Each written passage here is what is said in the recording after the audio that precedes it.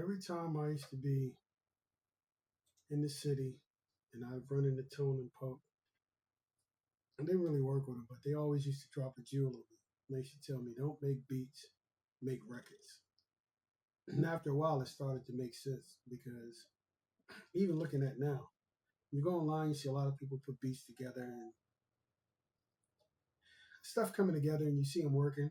It's a beat, but you have to understand that it's a lot of things that separates a beat from a record. And after a while, doing some records and getting several things placed, I had to understand that. And a lot of producers, they have great hooks, they have great sounds, they have great drums, you know, but the songs don't move.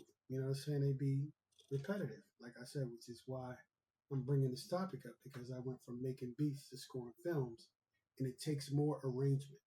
So this whole topic is about arrangement and why I focus on arrangement to make the beats and compositions that much better. And the arrangement actually turns the beat into a journey.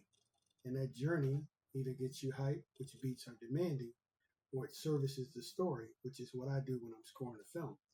Now, understand when you're putting that actual arrangement, to a storyline, it feels like it's going somewhere. It feels like it sets the mood. The intro sets the mood.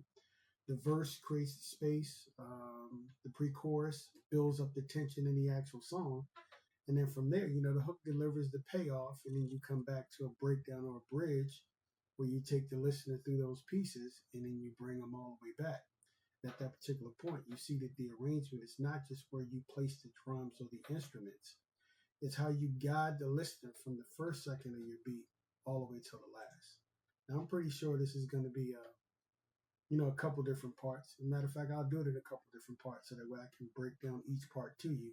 You can understand why I say arrangement is very critical, instead of just making a standard beat or making that beat move and turn it into something that takes your listener on a journey.